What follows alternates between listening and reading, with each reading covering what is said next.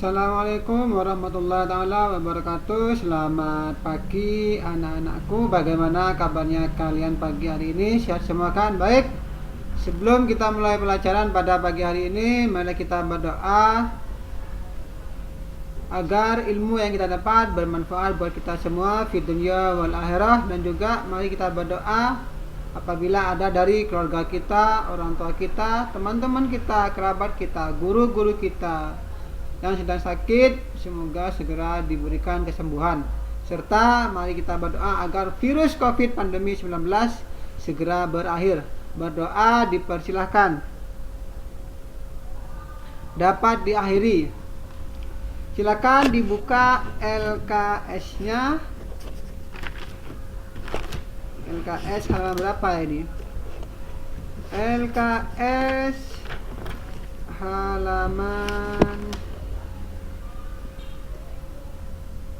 ke-33. Halaman 33, silakan dibuka. Hakikat pokok pikiran pembukaan dalam Undang-Undang Dasar. Pembukaan undang-undang mempunyai fungsi atau hubungan langsung dengan pasal-pasal. Ingat, saya selalu mengatakan bahwa antara pembukaan undang-undang dan pasal-pasal itu tidak bisa dipisahkan. Kedudukan pembukaan undang-undang lebih tinggi dari pasal-pasal.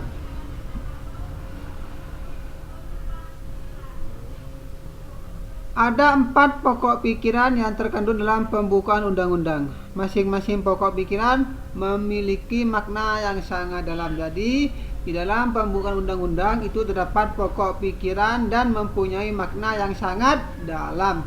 Yang pertama, pokok pikiran pertama, persatuan. Pokok pikiran pertama menyatakan negara melindungi segenap bangsa Indonesia dan seluruh tumpah darah Indonesia berdasarkan atas persatuan dan mewujudkan keadilan sosial bagi seluruh rakyat Indonesia.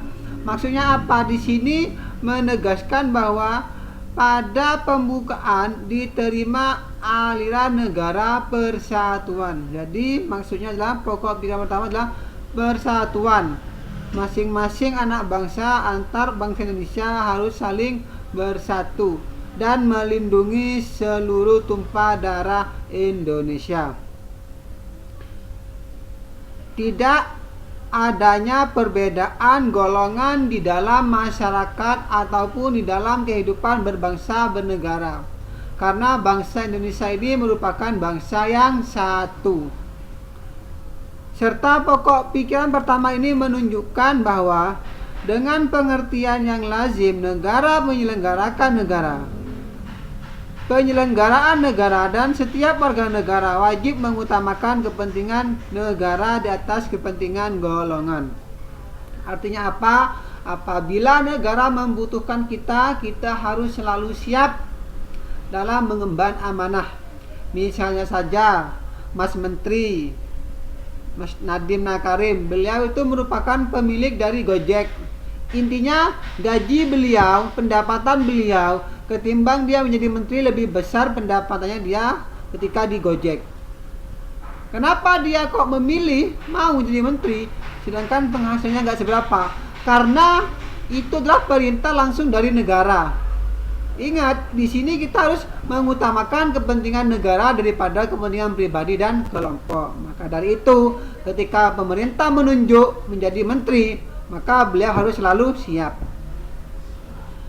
Pokok pikiran kedua, keadilan sosial.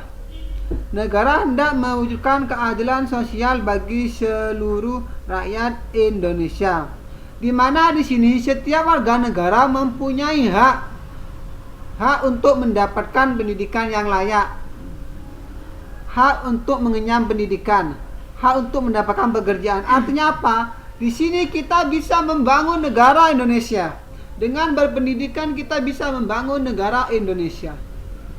Makanya saya selalu mengatakan, kita nggak mau belajar, maka kita akan merasakan yang namanya pahitnya kebodohan. Di sini negara mewajibkan kesejahteraan umum, artinya apa?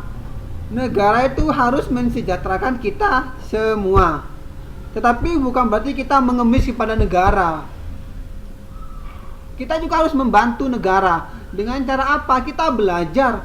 Siapa tahu kita nanti sukses, kita jadi orang pintar, menciptakan sesuatu yang bisa berguna bagi bangsa Indonesia.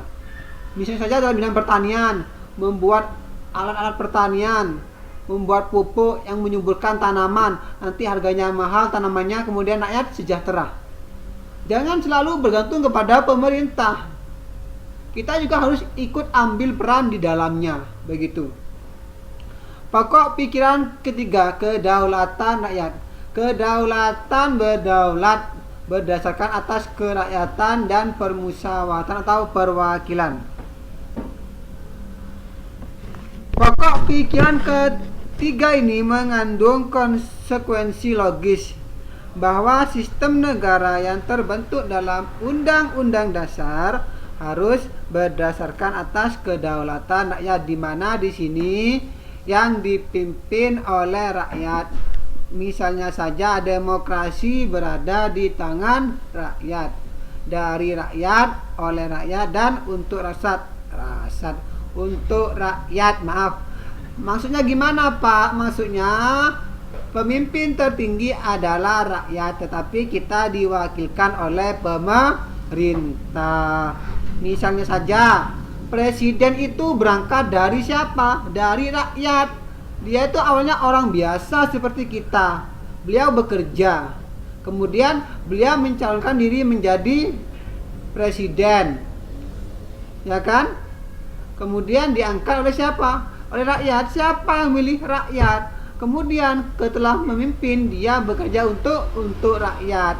Makanya di sini negara berkedaulatan rakyat dan berdasarkan permusyawaratan dan perwakilan. Musyawarah di sini ketika ada suatu permasalahan, kita mengutamakan musyawarah.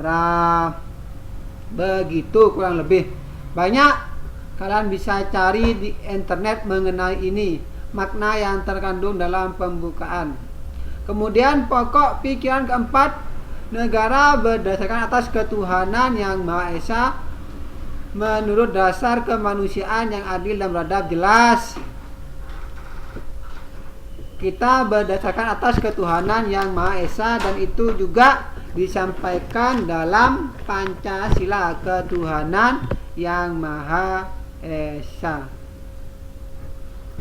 Pokok pikiran keempat mengandung konsekuensi yang logis. Silakan dibuka kasnya, bahwa Undang-Undang Dasar harus mengandung isi yang mewajibkan pemerintah dan menyelenggarakan negara lainnya untuk memelihara budi pekerti kemanusiaan yang luhur.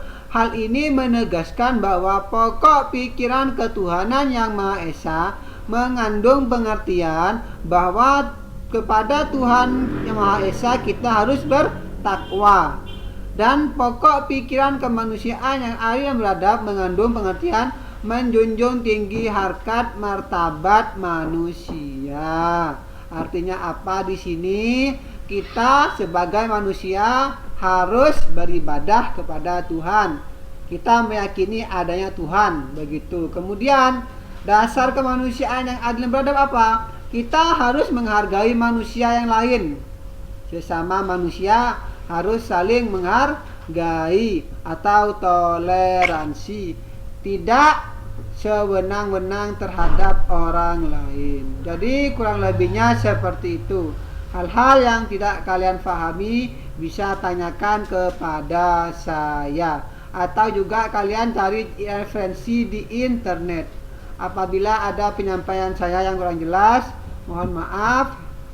Jangan lupa belajar dan tetap jaga kesehatannya. Sekian, terima kasih. Wassalamualaikum warahmatullahi taala wabarakatuh.